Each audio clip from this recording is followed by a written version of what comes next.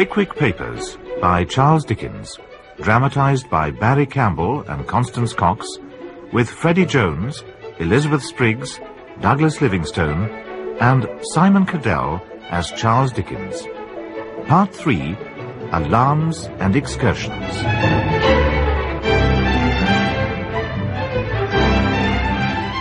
Mr. Pickwick's apartments in Goswell Street, although on a limited scale, were not only of a very neat and comfortable description, but peculiarly adapted for the residence of a man of his genius and observation.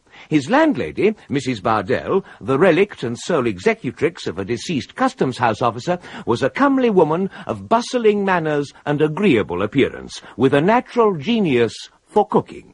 The only other inmates of the house were a large man and a small boy, the first a lodger, the second a production of Mrs. Bardell's.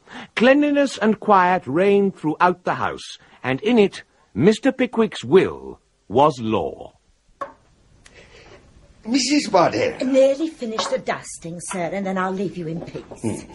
Your little boy is a long time delivering my message. Why, it's a good long way to the borough, sir. Ah, very true, so it is. Mrs. Bardell. Yes? Do you think it is a much greater expense to keep two people than to keep one?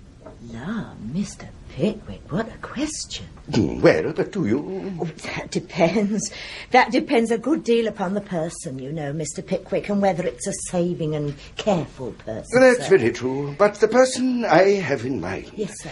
This person has a considerable knowledge of the world and a great deal of sharpness, which may be of material use to me. La, Mr. Pickwick. To tell the truth, Mrs. Bardell, I have made up my mind. Oh, dear me, sir. You'll think it very strange now that I never consulted you about this matter.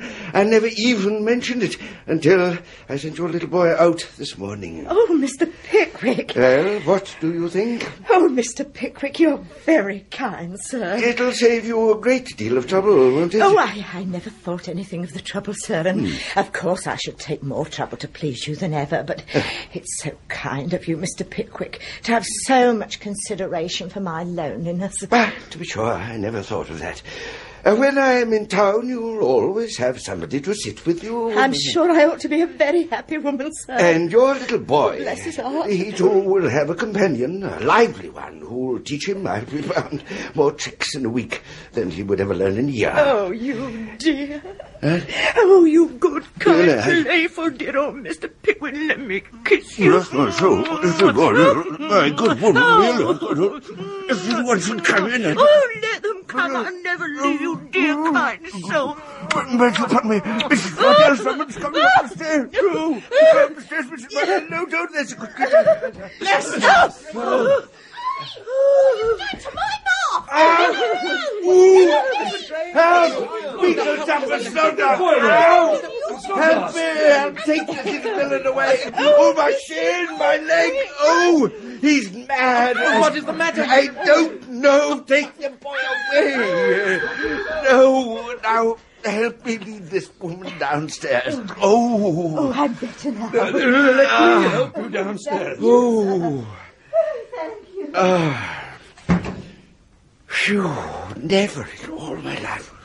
Phew. But what's been going on? Exactly. I cannot conceive what is the matter with the woman. I had merely announced to her my intention of keeping a manservant when she fell into the extraordinary paroxysm in which you found her. Very extraordinary thing. Very. Placed me in an extremely awkward situation. Very.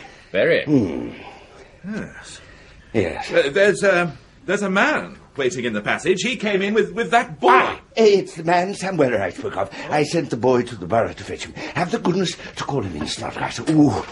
Will you come in? Yes, sir. Come in. You remember me, I suppose? I should think so. Queer start that there here, but he was one too many for you, weren't he? Up to snuff and a pinch or two over, eh? Yes, never mind that matter now. I wanted to speak to you about something else. Now, with regard to the matter on which I, with the concurrence of these gentlemen, sent That's you... the point, sir, out with it, as the father said to the child when he swallowed a farthing. Right. We want to know, in the first place, whether you have any reason to be discontented with your present situation. Before I answers that, gentlemen, I should like to know, in the first place, whether you're going to provide me with a better. I have half made up my mind to engage you myself. Have you, though? Wages? £12 a year. Clothes? 2 suits. Work? To attend on me, travel about with me, and these gentlemen. Take the bill down. I'm let to a single gentleman, and the terms agreed on. You accept the situation? Certainly. If the clothes fits me half as well as the place, they'll do.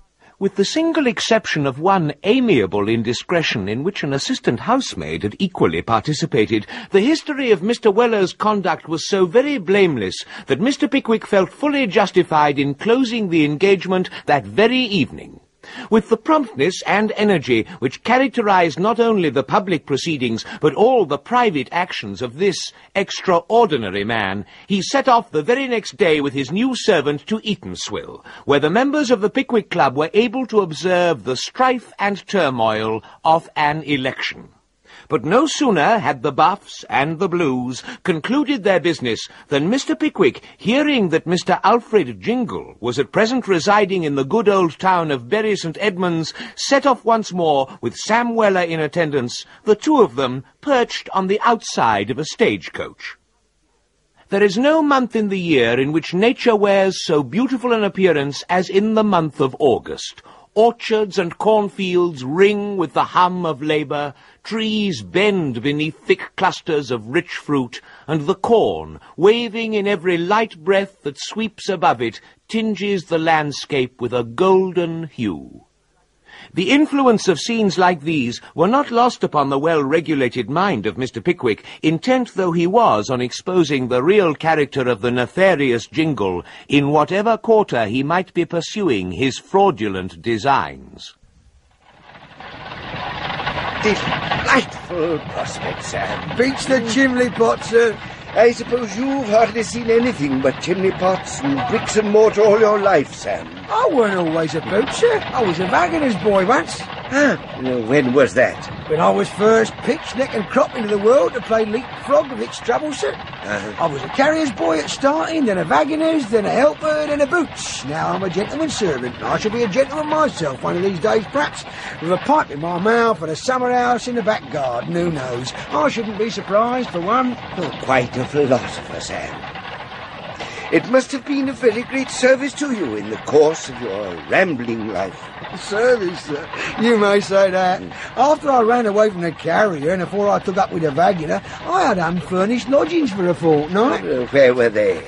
The dry arches of Waterloo Bridge, sir. Only if there is any objection to it, it's that the situation's rather too airy. I see some queer sights there. I imagine you did, sir. Sights, sir, as penetrate your benevolent heart and come out on the other side. You don't see the regular vagrants there, they knows better. It's the worn-out, starving, houseless creatures what rolls themselves up in the dark corners of them lonesome places. Poor creatures as ain't up to the twopenny rope. Pray, Sam, what is a twopenny rope? Just a cheap lodging house, sir, where the beds is twopence a night. What do they call a bed a rope for? Bless your innocence, sir. That ain't it. It's like this here. When the lady and gentleman as keeps the hotel first begun business, they used to make the beds on the floor, but this wouldn't do at no price. Well, not. Well, you see, sir, because instead of taking a moderate 2 penny for sleep, the lodgers used to lie there half a day. So now they has 2 ropes about 6 foot apart and free from the floor, which goes right down the room, and the beds are made of slips of coarse sacking stretched across them. Well, sir, at 6 o'clock every morning, they lets go the rope at one end, and down falls all the lodgers. Consequences being thoroughly waked, they gets up very quietly and walks away. Berry! Beg pardon, sir, is this Bury St. Edmunds?